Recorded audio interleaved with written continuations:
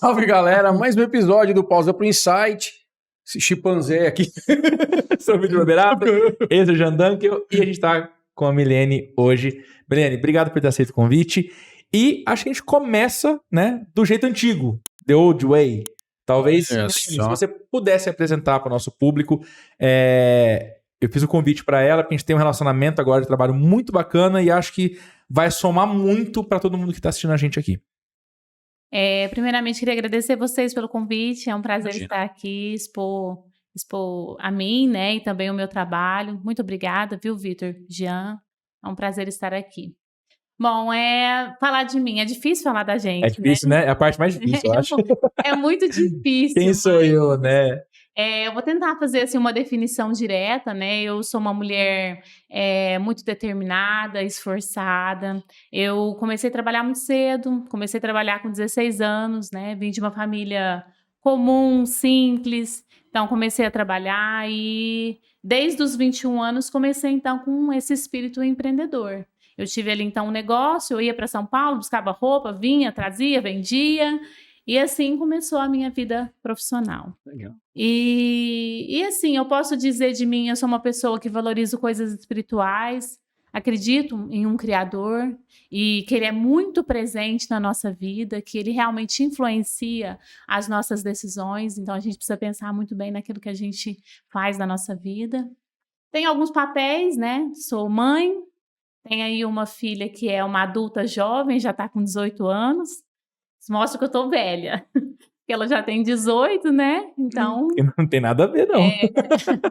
Mas, assim, eu também sou esposa, tenho uma parceria aí de sucesso, eu considero de muito sucesso, casada há 21 anos. Então, esse também é um grande papel da minha vida. E o meu mais novo papel é como empreendedora, que eu fiz aí uma transição de carreira recente, tem apenas 1 ano. Onde, então, eu abri a minha empresa de consultoria e assessoria para empresas exportadoras. Então, onde eu faço essa parte de consultoria financeira para que essas empresas possam se planejar e ser bem-sucedidas financeiramente com a exportação. Que bacana, que bacana. E você começou com 16 anos atuando com roupa, foi isso? Não, com 16 anos eu comecei numa loja de conveniência aqui da cidade, porque eu queria muito trabalhar. E eu entrei ganhando um pouquinho e meu dinheiro rendia. O aprendizado era muito maior. Foi muito um aprendizado e assim, eu queria trabalhar. Então foi um começo e eu acho que a gente aprende sempre. Então desde lá até então eu aprendi muita coisa. Que bacana, que legal. E a exportação? Da onde veio isso daí, né? Essa ideia da exportação, né? A exportação, ela nasceu na minha vida junto com a Savelli. A Savelli é uma empresa, uma indústria calçadista, né, aqui na cidade de Franca. E eu fiquei dentro dela durante 15 anos, né, trabalhando dentro dessa empresa. E no ano de 2010, ela começou, então, com as exportações. Ela era uma empresa pequena, produzia poucos pares, e começou a exportar ali, então, para a Arábia Saudita. Foi o primeiro país que essa empresa exportou. E a exportação, ela fez uma revolução dentro da Savelli, porque ela passou, então, a ter um crescimento muito grande e um crescimento de forma sustentável. E qualidade e tudo aquilo que vem junto com a exportação, né? Exatamente. Então, eu atuava ali, sempre atuei nessa área administrativa, financeira, controladoria. Então, eu pude acompanhar essa evolução da empresa e pude perceber que realmente a exportação ela faz muita diferença, principalmente nesse crescimento sustentável. Então, por causa disso, eu criei um laço e uma paixão realmente pelo Comex. Então, foi aí que a exportação surgiu na minha vida. Dentro da Savelli. Isso, dentro da Savelli. E aí, depois, na contramão de muita gente que poderia se acomodar, né, de ter o negócio com o marido, etc., a fábrica, que hoje é uma das, se não uma das maiores, com certeza uma das mais respeitadas, né, no universo calçadista brasileiro. E aí ela pega e fala assim, quer saber? Vou montar meu próprio negócio. Né? Eu acho que isso vem muito do que você falou antes. É uma coisa que a gente conversou muito. No começo a gente se conversou. Vou contar, né, como foi.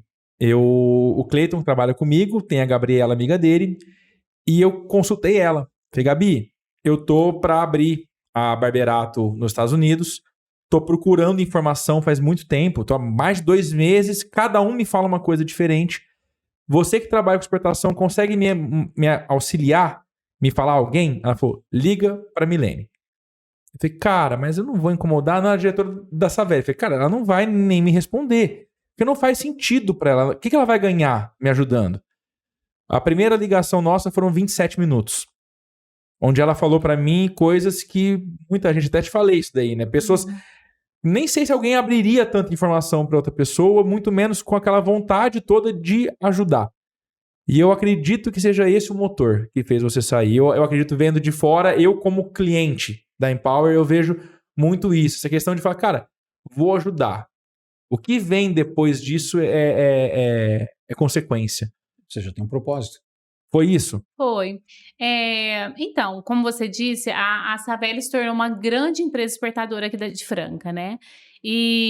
Mas assim, como é uma empresa familiar, como você mesmo disse, né? Eu acabei por ficar tanto tempo lá, eu estava assim, um pouco desgastada daquela rotina. E eu gosto muito de aprender. Então eu falei, olha, eu acho que agora é hora de mudar. Porque o que acontecia? A gente acabava levando para casa, né? Porque eu trabalhava junto com o meu marido, sempre funcionou muito bem, mas a gente levava para casa, trabalhava 24 horas. Então a gente falou, olha, a gente tem que mudar, e a gente tem que estar aberta a mudanças na nossa vida. E eu sempre gostando de estudar. Falei, olha, eu amo a exportação, eu gosto de estudar, eu vou empreender então nessa área. Então, assim, e o Marcel, ele é um parceiraço, assim, ele foi fundamental nessa decisão, dessa transição. Porque sem o apoio dele, porque quando você está num lugar que não é bom, ou é um ambiente tóxico, é fácil decidir, né? Eu vou sair, pronto. Mas não, era bom. Era muito bom, um ambiente bom. Então, decidir, você sair de uma situação relativamente confortável para sair para uma coisa que você sabe que é incerta, né? Porque até então empreender sempre é incerto, empreender, né? Então, realmente não foi uma decisão fácil. Mas com a decisão dele, essa vontade que eu tinha e o amor pela exportação me fez realmente tomar essa decisão. E eu tenho, assim, aprendido muito, conhecido pessoas novas. Tô aqui hoje gravando com vocês. Para mim é uma coisa nova, né? Nunca tinha gravado? Nunca tinha gravado. Aí. Então, assim, Tá vendo? é novo, é um universo novo, né? Abri a minha página na internet, gravo vídeo, faço post, enfim. Fala super bem. Eu tenho medo. Tenha dó. Mas é um desafio. Mas eu acho que isso me deixa viva. E eu acho que a partir do momento que a gente para de aprender, a gente começa a morrer. Então, para mim, foi um desafio novo, veio no momento certo, eu estava preparada para fazer essa transição. Então, eu acho que tem coisas que acontecem e vêm para bem. A sua experiência com exportação foi lá na questão da Arábia Saudita ainda. A primeira experiência com exportação. Foi, mas assim, se expandiu pelo mundo, né? Hoje sim, mas fala assim, o teu primeiro contato com a exportação foi na época da Savelli com a Arábia Saudita. Foi a primeira exportação. Foi ali o primeiro momento que você encontrou isso e falou, cara, que legal. Foi a primeira exportação foi feita para lá e aí se expandiu até mais de 50 países. Então é muito legal ver essa diferença comportamental dos países, o quanto isso é importante para o equilíbrio da empresa financeiro. Então, assim, é muito interessante. Me fascina e me desafia ao mesmo tempo. Acho que isso que é importante. Imagino que você precisa aprender sobre todos os países nesse sentido, né? Por exemplo, tem um cliente que vai para a Arábia, mas outro é para Estados Unidos, outro para, sei lá, Itália. E aí você precisa entender o esquema tributário, composição de custos, você precisa entender a fundo toda essa parte financeira do impacto financeiro dentro do teu cliente, é isso? Isso, não só os países, né? O tipo de operação. Sim. Chega um louco, uma agência de marketing, ela fala, tá, e se tem 2 sócios é uma configuração, um sócio só é uma outra configuração.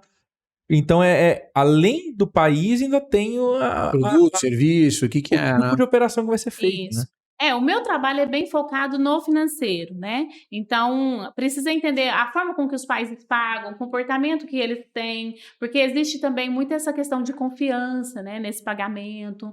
Então, como fazer uma operação segura? Então, acompanhar com o pessoal do documental, tá tudo correto, a empresa não vai sofrer nenhum tipo de risco, né? Por fazer a operação dessa De maneira. gerar um passivo, ou de correr o risco de infringir alguma lei. Isso, ou deixar de receber, né? Que pode acontecer. Pode acontecer também. Não é porque também está exportando que é. Então tem que realmente saber o que está fazendo. E qual que é o país mais difícil que você acha, mais rigoroso ou que tem as regras mais difíceis? Qual que foi o maior desafio disso tudo? Olha, o país um dos países que a gente teve um problema há alguns anos foi, por exemplo, o Equador. O Equador estava tendo um problema com o Brasil por causa de um problema com a banana. O Brasil tinha parado com essa exportação deles, né, de importar, e por causa disso eles estavam fazendo uma retaliação. Então, toda a documentação que a gente mandava, eles barravam e faziam uma série de exigências para que a gente mandasse para eles. Então, assim, se tornou inviável que a gente fizesse essas exportações. Mas, em geral, o Brasil ele é um país que favorece muito a exportação, incentiva muito. Então, assim, não temos grandes problemas nesse sentido. Que bacana. Hoje, assim, já falando então, agora eu me lembrei de um problema. Nós temos problemas agora, por exemplo, com a Argentina, né? Mas é um problema pontual. Em função do cenário que ela vive. Exatamente. Então, as empresas lá estão impedidas aí de mandar para a gente remessas em dólares. As exportações são feitas, em sua grande maioria, né, nessa moeda. Então, o país ele coloca várias restrições, mas é um risco muito local deles, né? E isso acaba E momentâneo. E momentâneo. Então, assim, foge do controle. Então, por isso que isso tem que ser sempre monitorado pelo empresário, né, para haver esse controle de risco, para que ele possa realmente ter sucesso, né, nas suas exportações. Você falou de banana, desculpa. Não. Você falou da banana, eu vou deixar você falar. Exemplo de banana, né? Você fica emocionado fácil. Eu imagino que você ajude a exportar aí diversos produtos. Tem algum exemplo de algum produto mais curioso? Olha, hoje o meu trabalho ele é mais focado no calçado mesmo. É mais calçado. Isso, mais calçado mesmo. Tá. E aí vem um louco como agente de marketing. Mas é legal. E essa, de marketing, né? e essa história surgiu com o Rodrigo, né? Arroba. Que é o diretor da Arroba. Então, que é um patrocinador master aqui do Pausa pro Insight. Então, se você quiser montar a sua loja virtual a partir de R$60 por mês, você pode montar a sua loja. A Arroba é uma plataforma muito fácil de usar e muito completa, com todas as integrações que você puder imaginar, com marketplaces, com logística, meio de pagamento.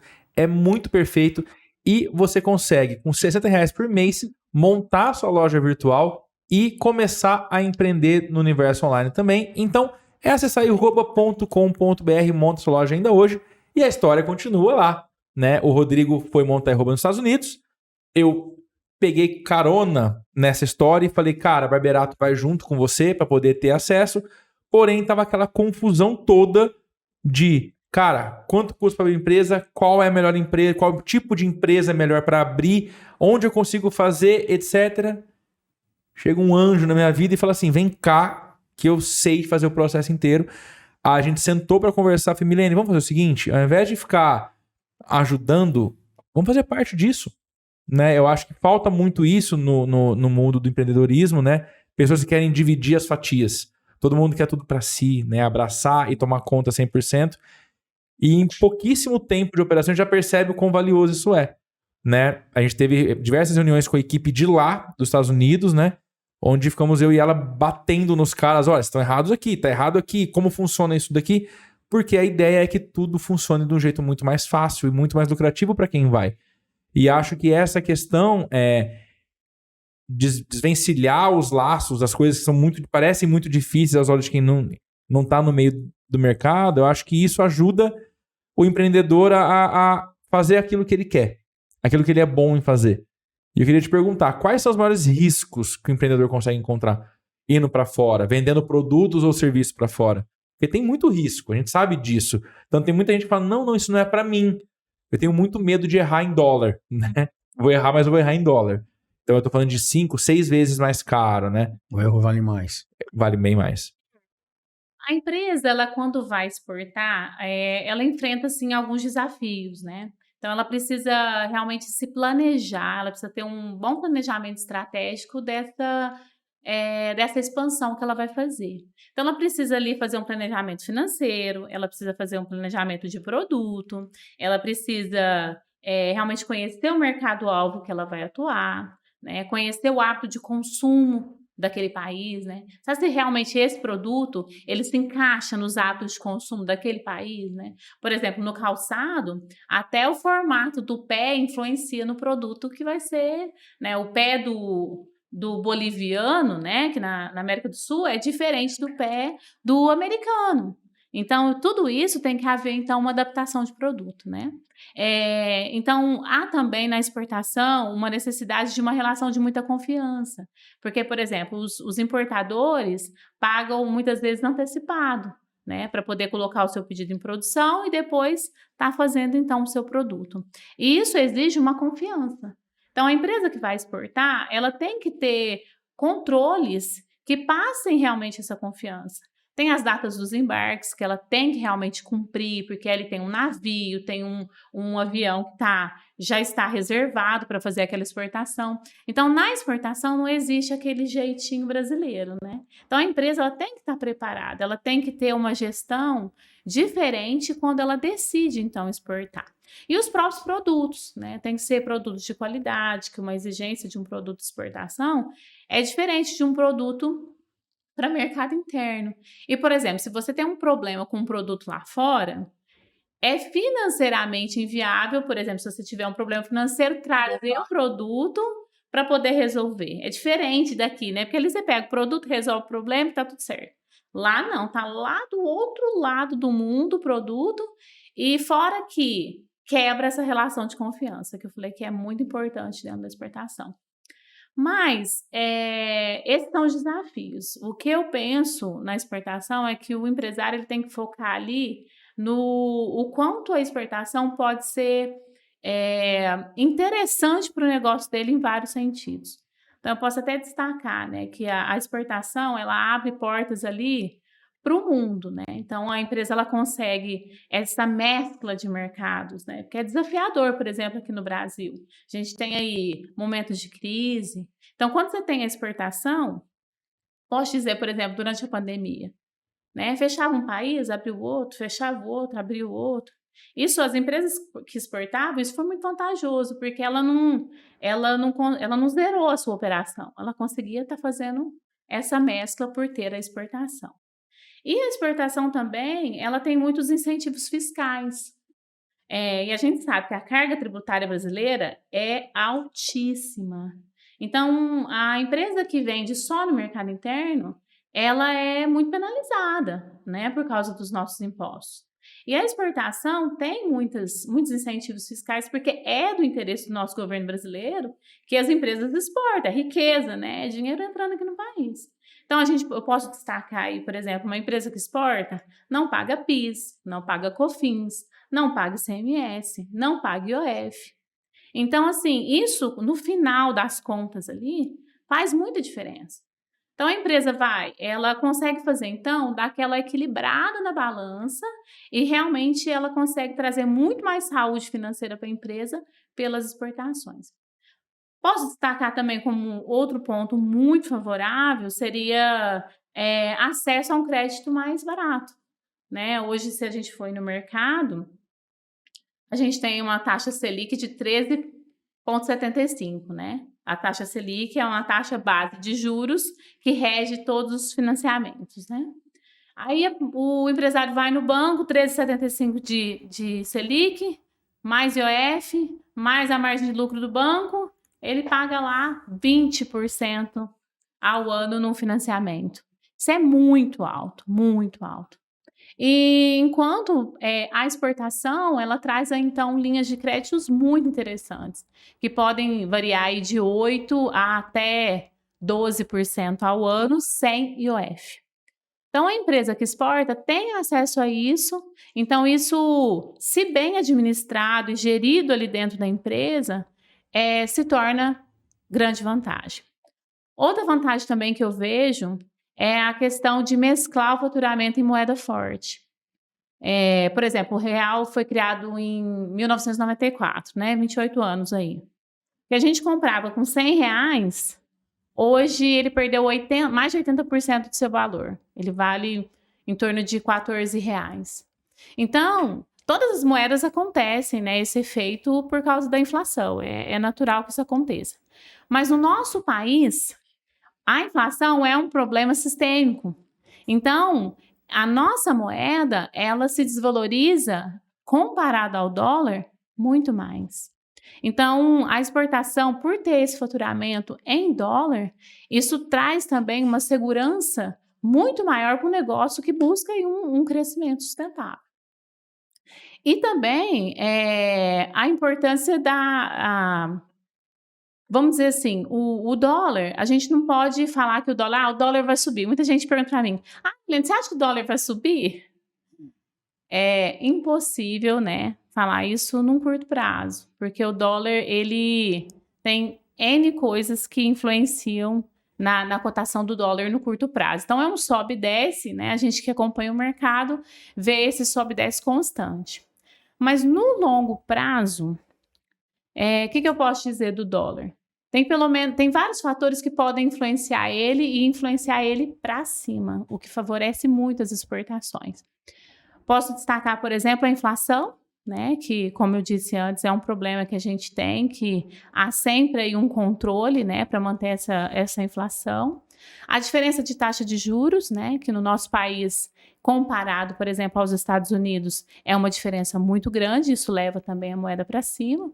Risco político, né, que a gente tem e faz parte aí do pacote do nosso país. Então, tudo isso, também a nossa balança comercial, né, o Brasil, ele é um país muito rico e um país muito exportador. Desses pontos que eu citei, a nossa balança comercial é o único ponto favorável que traz, que não aponta o dólar para sua valorização, que não deixa o dólar mais alto.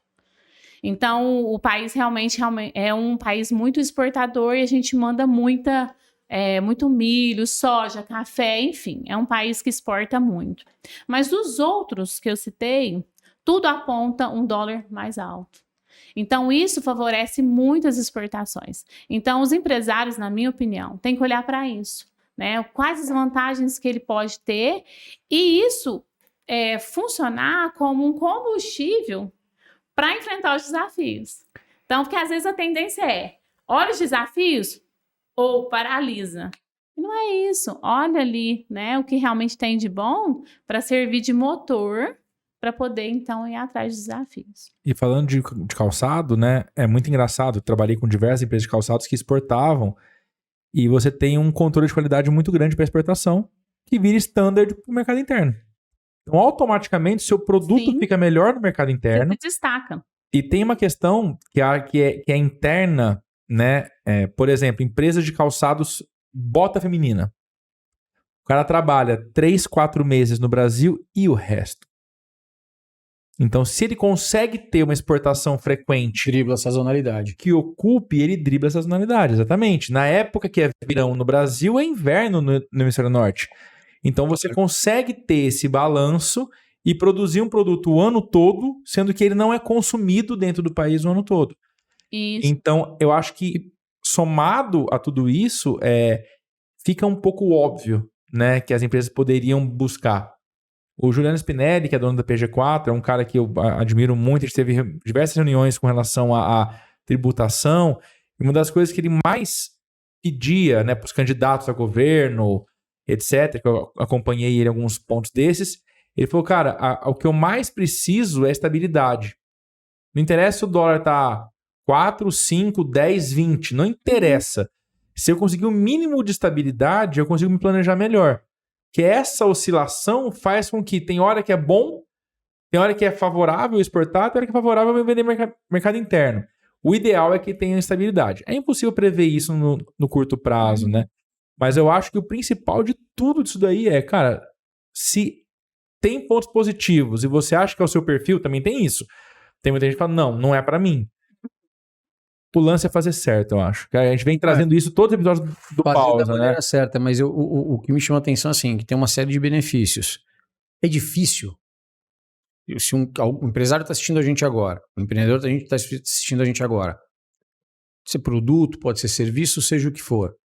É difícil esse cara conseguir exportar ou montar a base dele fora do país, seja no país que for, uma vez que você trouxe aí que não existe uma grande diferença entre um país e outro. É óbvio que tem peculiaridades, mas não tem um muito difícil ou um muito fácil.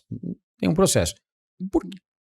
Se não for difícil, por que a gente não vê mais disso no mercado? É um tabu isso? É uma crença que limita?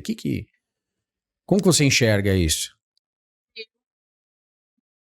Eu enxergo, é desafiador, claro, nada é fácil. Eu sempre acho que tudo na vida, se fosse fácil, todo mundo faria, né? Qualquer um faria. Qualquer um faria, exato. Então, assim, tem seus desafios, mas falar que é difícil, não. Eu acho que o empresário ele tem que buscar informação. Você acha que o brasileiro ainda não descobriu isso? Às vezes não despertou para isso. Às vezes ele fecha ali naquele mundo do mercado interno, Sofrendo no quintal de casa. aqui, sofre ali e às vezes não expande essa visão, né? Então, eu acho que se buscar informação... Só para não dar a impressão assim de... Todo, Tá. né? Tem muita informação na internet. Hoje em dia, o mundo ficou isso aqui. Eu não preciso ser uma grande empresa, não preciso ter uma grande estrutura. Não precisa. Hoje, pequenas empresas conseguem exportar. Então, antes a informação era muito mais difícil. Hoje se tem muita informação. Então, eu acho que é mais falta de querer mesmo. Cultura mesmo, de despertar isso, do cara olhar e falar, pô... Não, vamos empreender nisso, vamos atrás, vai com medo mesmo. Mas, assim, por isso que eu procuro sempre despertar esse lado das vantagens. Né? Existe muitas, igual você citou, né? Ficar ali sofrendo, uma carga tributária alta. Gente, vamos buscar uma solução. O que a gente pode fazer? Vamos buscar uma... No caso do calçadista, além disso, tem o financiamento do lojista interno, né? Sim. E aí toda a 30, 60, 90, 120 dias para o cara começar a te pagar. Isso é E toda na a exportação... Isso é toda a indústria, não é só o calçado, é a indústria semana passada do café, o calçado, enfim, qualquer produto que você tenha indústria e tenha, você vai ter que financiar o varejo, né? De alguma maneira você acaba fazendo isso. Porque da forma como você explica, parece ser uma coisa extremamente acessível. Eu não quero dizer que seja fácil, porque eu sei que precisa de cumprir regra, é normal. Mas empreender no Brasil, eu sempre falo isso, né? Empreender no Brasil é uma arte, assim. E eu brinco que eu já falei isso antes, né? É igual dirigir em São Paulo na Marginal. Se você dirige em São Paulo, você dirige em qualquer lugar do mundo. Você empreende no Brasil, eu imagino que você consiga empreender em qualquer lugar do mundo. Então, tem que cumprir a regra, tem que fazer. Mas da forma que ela fala, parece uma coisa tão próxima, tão mais próxima do que a gente vê por aí, né? Se eu chegar para alguém e falar, vamos abrir uma empresa, não sei... Não, mas deve ser difícil demais, tal, não sei o quê. Cria uma barreira. Sim. E você traz isso de uma forma que parece ser tão mais tranquilo, né? Que é por isso a minha pergunta. Eu falo assim, poxa, se é tão mais tranquilo assim, por que o brasileiro não enxergou isso? E aí tem, né? Ah, não, o cara tem que ser grande, já falou que não. Então tem um mercado muito bom pra gente nesse aspecto. Tem um mercado muito bom. E igual você disse, empreender aqui no Brasil é muito mais difícil. Aqui, gente, é desafiador. Ser empresário aqui no Brasil é uma arte. Tudo joga contra. Tudo joga contra. Entender as leis brasileiras é um caos. Então, assim, realmente é uma questão de visão mesmo, de abertura de visão dos empresários. É muito possível, desde que ele realmente seja bem informado, se planeje naquilo que ele está fazendo. Porque também, por exemplo, abrir uma estrutura lá fora é tudo em dólar, né? Então, é um custo que ele tem que calcular, colocar isso na ponta do lápis, mas, assim, traz grandes vantagens. Então, ele precisa ali, por exemplo, esse risco do dólar, né? Que a gente citou, dessa oscilação cambial. Ele tem como se proteger disso. Né, tem aí estruturas financeiras de proteção, ele vai lá, trava, faz o seu custo, vai lá e trava a taxa do dólar. Aí trava agora, trava daqui a um tempo, trava... Esse é um pulo do gato. Exatamente. Ele faz isso hoje, faz daqui 30 dias, depois mais 30 dias, preço médio. Dólar sobe, dólar desce, mas ele tem aquela segurança. Um pouquinho ele garantiu aqui, outro pouquinho ali, subiu ou desceu, ele vai travando as médias, travando para poder gerar média. Isso, que aí ele tem ali sua carteira de pedidos, está protegido, protegeu o seu custo. Às vezes ele não vai ganhar tanto, mas também não perde tanto, né? Que se tiver alguma oscilação que seja vantagem para ele também, ele tem que estar disposto a correr esse risco. Exato. Assim, às vezes um erro que eu vejo nas empresas é querer brincar com o câmbio. Né? Não, eu acho que o dólar vai subir, tá? A pessoa sonhou ali e acha que o dólar vai subir. Não trava o dólar, aí o dólar cai. Perdi, né? Às vezes sacrifica até a margem de lucro do produto. Então, eu sempre falo. Isso é grande. Fez o custo, vai lá no banco, fecha o contrato, trava, dorme e vai cuidar do seu negócio. Né? Você tem que cuidar. Não é um jogo, né? Exato. Quem faz isso é banco, é quem faz trade, mas não é papel do empresário. Então, uma recomendação que eu sempre falo para as pessoas, olha, protege seu custo, cuida do seu negócio, foca naquilo que você tem controle. É uma falsa sensação de controle, né? Esses dias me perguntaram, Milene, que hora que você fecha o câmbio? Na hora do almoço? Lá pelas 3 horas? Eu falei... Não é assim, gente. Não dá para saber o dólar sobe, o dólar desce. Aí fecha, daqui a pouco o dólar sobe, a pessoa fica, devia ter fechado um pouquinho mais, gente. Não tem, né? Se for vivendo isso, não dá certo. Né? E outra coisa, ele não vai dobrar de valor no mesmo dia, gente. Vai aumentar 1%, 0,2%. Mesmo que dobre, você já fez, travou, para de olhar, acabou. E se aquilo exatamente, vai montar sua casa. Você comprou um negócio, você comprou geladeira, você não pesquisa mais. A gente teve... Você vai sofrer, cara. Você vai achar mais barato. Vai achar, sempre vai. A gente teve situações aí, o presidente abria a boca, aí mexia no dólar. Aí depois vinha uma outra notícia, porque assim, o mercado, ele funciona muito com expectativas, né? Então assim, especulação. Dá uma notícia... reage na hora, tanto a bolsa quanto o mercado de câmbio, ele é instantâneo, porque ele é em cima de expectativas. Surge uma notícia, ele tem a expectativa de que vai acontecer algo, especulação pura. Então, assim, pura especulação. Então, se o empresário ficar nessa neura, gente, vai consumir e não vai ter... Pode acertar uma hora, mas é pura sorte do acerto. Mas é mais fácil fechar a empresa e trabalhar no mercado financeiro, então. Isso. Vai especular, então. Exatamente. Quer fazer isso? Então vai fazer do jeito vai aprender. que quer. Isso. Vai aprender a fazer isso. Porque mas eu acho e vai fazer. Quem sofre muito com isso é o próprio cafeicultor, né? O cafeicultor não tem essa cultura de travar e dormir em paz. O que eles aprenderam a fazer agora é travar a venda futura. Então eu vou lá e travo já ali na frente um pedaço. Porque ele ainda fica guardando 20%. safra, ainda fica guardando café para ganhar nessa oscilação. E aí o cara vê o café subir e fala, amanhã vai continuar subindo. No dia acorda, no outro dia o café caiu. E aí ele vai dormir com o café lá e vai chegar uma hora que ele vai precisar vender. E a mesma coisa acontece no mercado de maneira geral, pelo que você está trazendo. No café, nesses últimos tempos que o café teve essa alta, né? Uma alta. A expectativa enorme. Isso alimenta mais ainda esse desejo. Porque aí a pessoa vê aquilo ali e fala, nossa, eu vou ganhar muito dinheiro com isso. Aquela curva. Mas isso pode acontecer? Pode. Mas também pode acontecer o contrário. Só que pode acontecer o contrário. Né? Então, do dólar é a mesma coisa. Pode ser que o dólar... Aconteceu isso na pandemia. Né? O dólar ele teve um estouro astronômico, né? De diferença aí de R$1 na cotação. Isso num montante de exportação, gente, faz muita diferença. Muito dinheiro que isso gera. Só que poderia ter acontecido o contrário.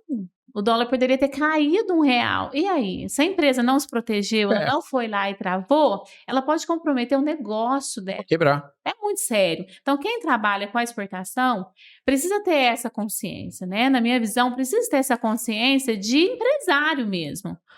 Eu fiz... Como a nossa política cambial é flutuante, como que eu vou, então, me proteger dessa flutuação, né? Como que eu vou manter minha previsão de caixa? Travando? Vai lá, trava. Garante. De adiantar o dinheiro, faz o financiamento. Tem até, eu não citei, tem um financiamento muito interessante do governo, que é o PROEX. Muito acessível, o próprio governo que faz esse financiamento. Então, eu penso que é nessa linha. O empresário tem que ir trabalhando com essas ferramentas que ele tem, sempre com segurança. E a gente pode pensar em exportação em pequena escala também. Sim, podemos. Assim, hoje em dia tem a exportação que é feita através dessas empresas que mandam pequenos lotes, né? Então, as empresas têm essa flexibilidade de fazer também. Tem a opção de fazer marítimo, que aí são lotes maiores, né? Que dilui bem os custos dessa exportação. No aéreo, que é uma exportação mais rápida, e lotes também menores, mas também consegue-se fazer um custo legal. Então, assim, a empresa tem como fazer uma exportação direta, tem como ela usar uma comercial exportadora também. Se ela não quer fazer direto, abrir um radar e fazer tudo por ela mesma, usa então uma comercial exportadora. A comercial exportadora vai fazendo o nome dela, vai usar o radar dela. Então, assim, é um passo a passo que a empresa vai construindo, né? Mas eu acho que a pergunta do Jean, acho que eu tenho uma parte da resposta. Você falou, por que o brasileiro muitas vezes não faz? Porque quer fazer por conta própria, eu acho.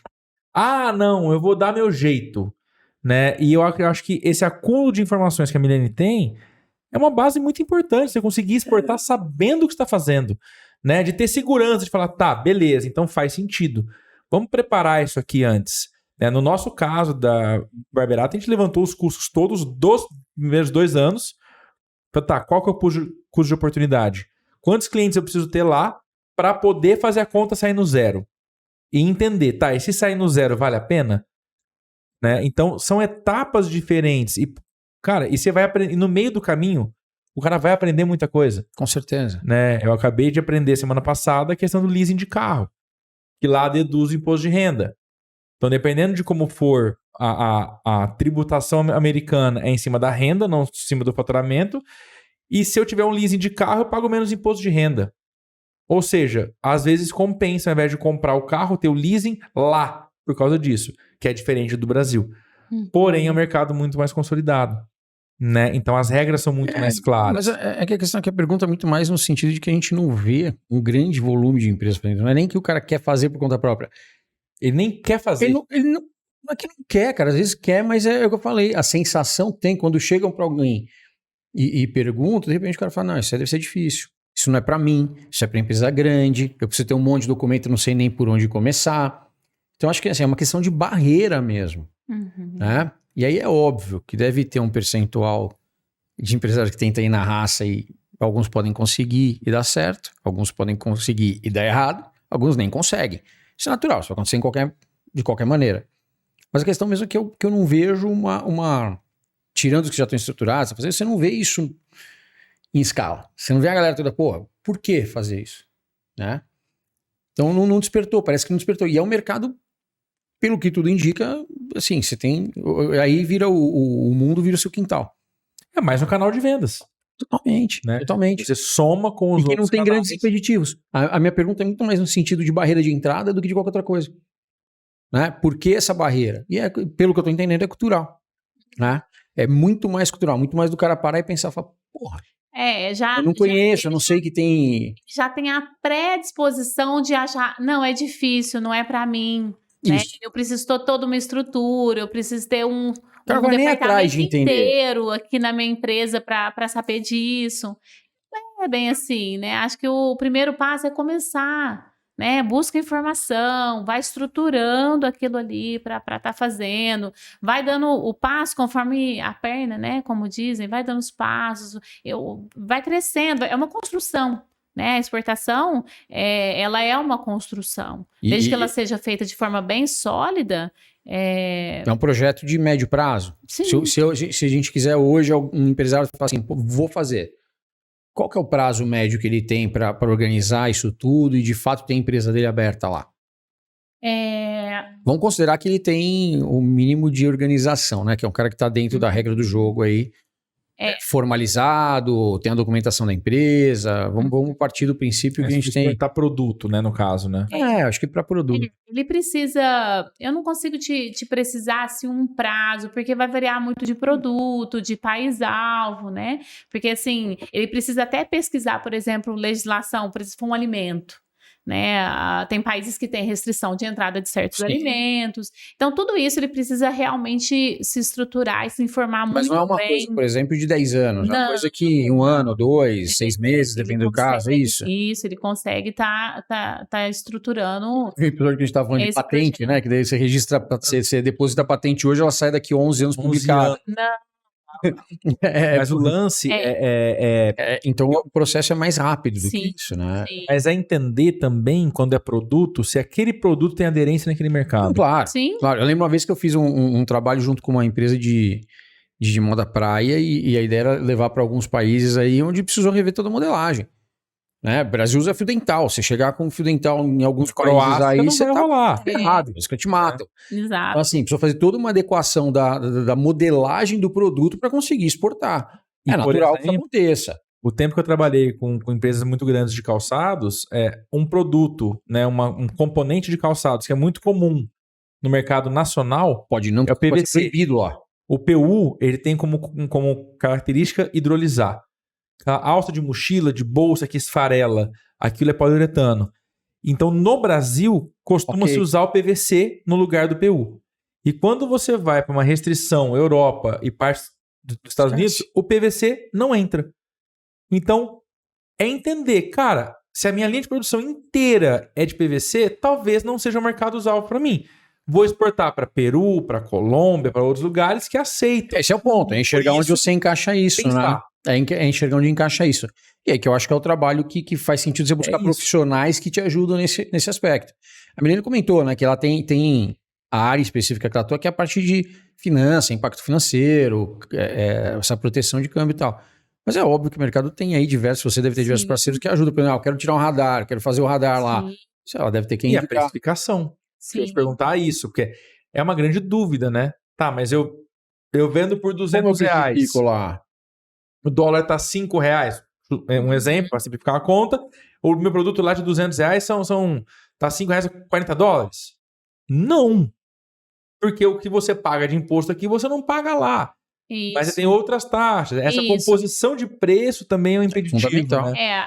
A empresa precisa pensar muito nisso. Tem a questão, por exemplo, da nacionalização da mercadoria, né? Essa mercadoria vai para lá. Você tem que fazer todo o desembaraço dela lá, pagar todos os impostos, né, dessa mercadoria lá. Então, tudo isso tem que ser muito bem estruturado para a empresa não ter surpresa depois, né? Então, essa questão da precificação, ela é bem importante, tanto no caso da Berberato, né? A gente sempre conversou muito sobre isso, né, Vitor?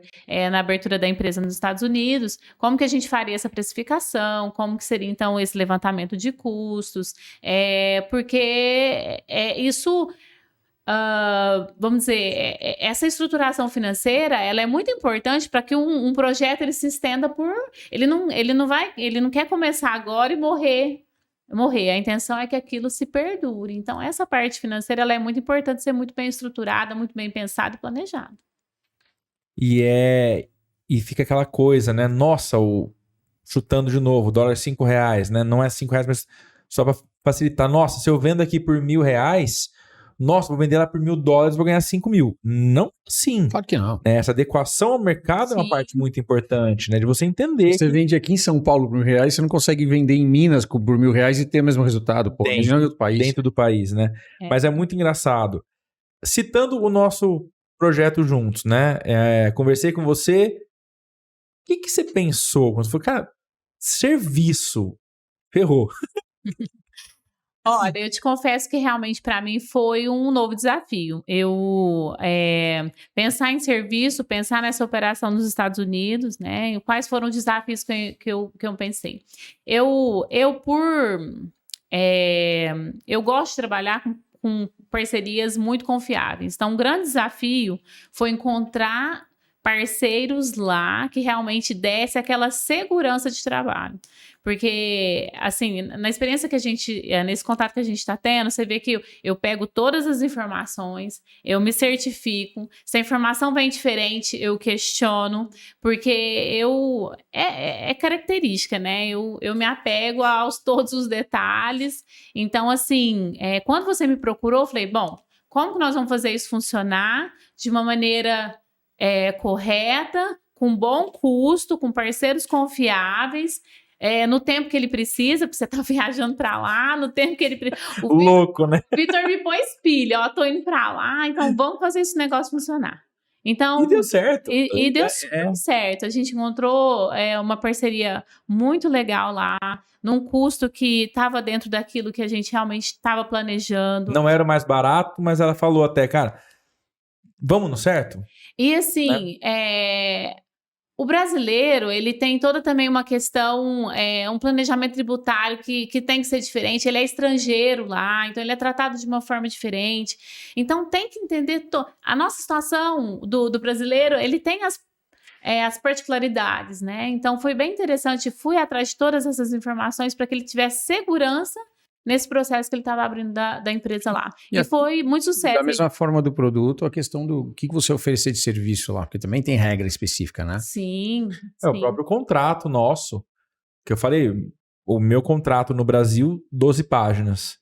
Ela tava me cobrando, Vitor, o contrato americano. Eu falei, Milene, já tá com 19. Porque aqui eu consigo falar, cara, eu vou fazer XYZ e tá lá. Uhum. No americano, não, porque tudo pode ser processo. Então, é uma característica deles. Então, tem que ser muito mais esmiuçado cada detalhe.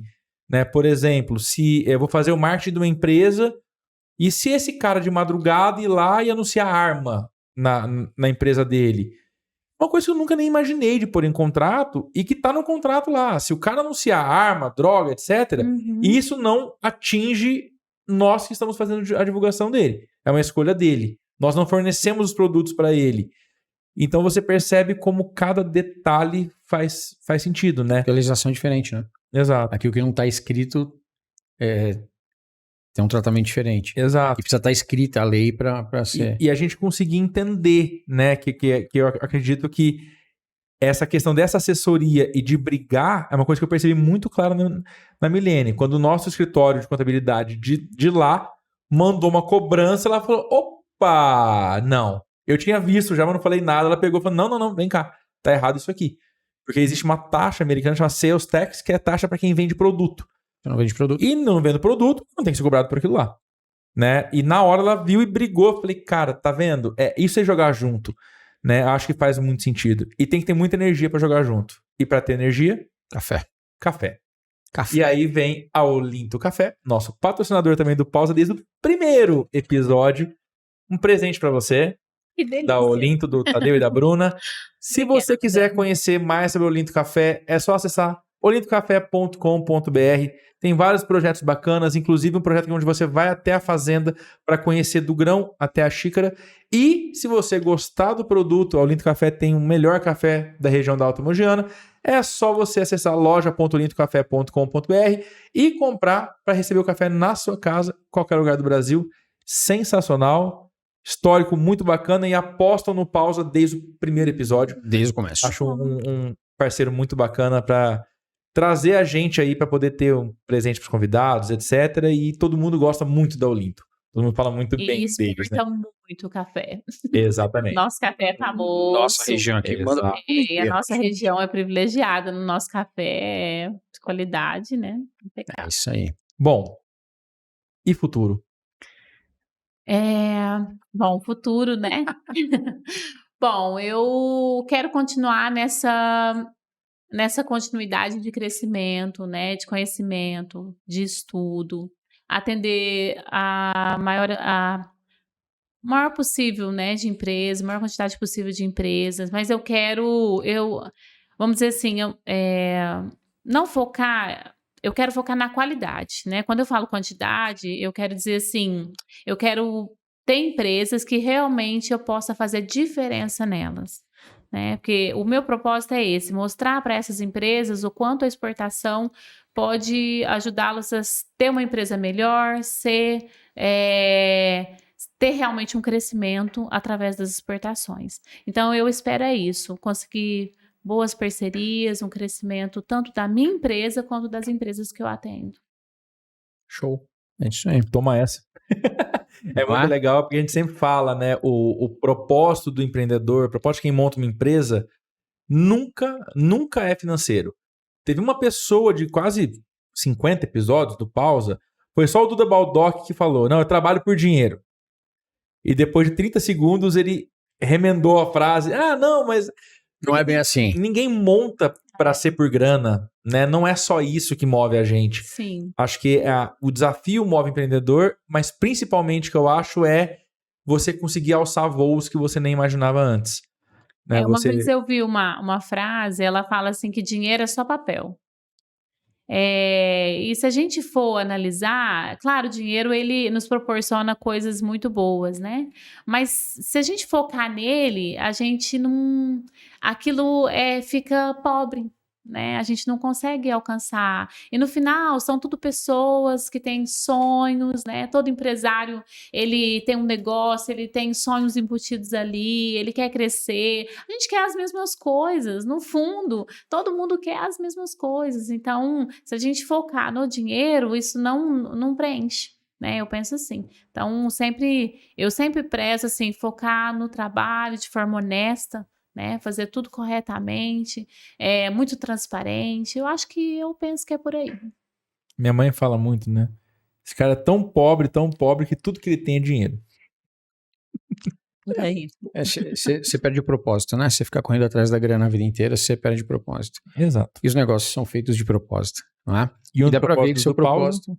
Desculpa. Não, taca a pau. Fala, bebê, tá meio hemorrágico hoje, vai. Eu ia falar que um dos propósitos do Pausa é que os episódios não passem de 1 hora, papai. Então, estamos encaminhando para isso. E eu perdi o que eu ia falar. Você ia falar que um dos seus propósitos... Perdeu. Olha aí, tá vendo? A pessoa tem amnésia, é normal isso acontecer, tá? Eu já falei, tem hora que você não pode cortar gente mais velha. Desculpa, papai. Que perde. Idoso é foda, a gente... Não, eu tava falando sobre propósito e sobre teu propósito, enfim. E aí eu ia falar sobre o propósito do Pausa, que é de passar essa mensagem de empreendedorismo, de falar sobre empreendedorismo e ajudar as pessoas a fazer o negócio delas com mais segurança, buscando nas informações que a gente passa aqui, de alguma maneira ajudar e fazer com que eles dividam o fardo com a gente, né? E para isso, assim, para a gente encaminhar aí para o encerramento, né? Uma vez que um outro ponto nosso aqui é não deixar passar muito da 1 hora, a gente já está chegando em 1 hora de episódio, pedir para você deixar uma mensagem, né? Embora você tenha passado algumas aí, inclusive a sua última fala foi uma boa mensagem, mas deixar uma mensagem para o empreendedor que está assistindo a gente, né? Para o público do Pausa, ou o cara que vai começar, ou o cara que já começou, o que você tem para falar para esse cara? Pode ser sobre exportação, sobre vida, aí é com você, tema livre. Mensagem que eu gostaria de passar, que eu vivi isso, né? Não tenha medo de mudar. Às vezes o medo tira a vontade de ganhar, né? Então, não tenha medo de mudar e buscar aquilo que realmente quer e buscar sempre estar vivo. Então, o empreendedorismo, na minha opinião, ele traz muito isso, né? Esse frescor de sempre relembrar, falar, olha, eu tô vivo, eu tô sentindo, né? Porque quando a gente empreende, a gente sente medo, a gente sente... Acho que tem todas as sensações, né? Quando a gente está empreendendo. Então, não se prive disso, realmente se coloque nessa condição.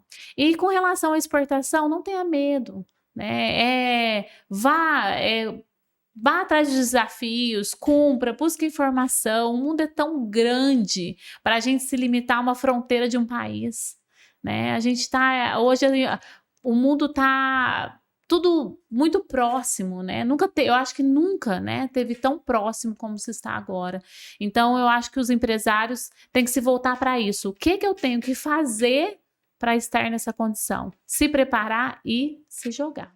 É isso que eu penso. Bacana, obrigado.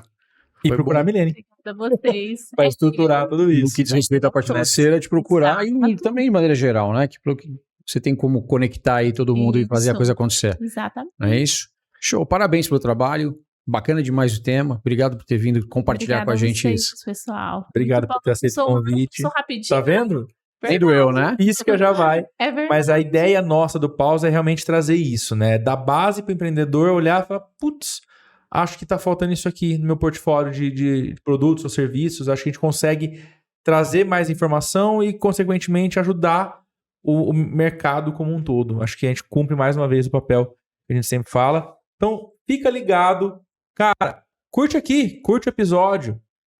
Ativa o sininho.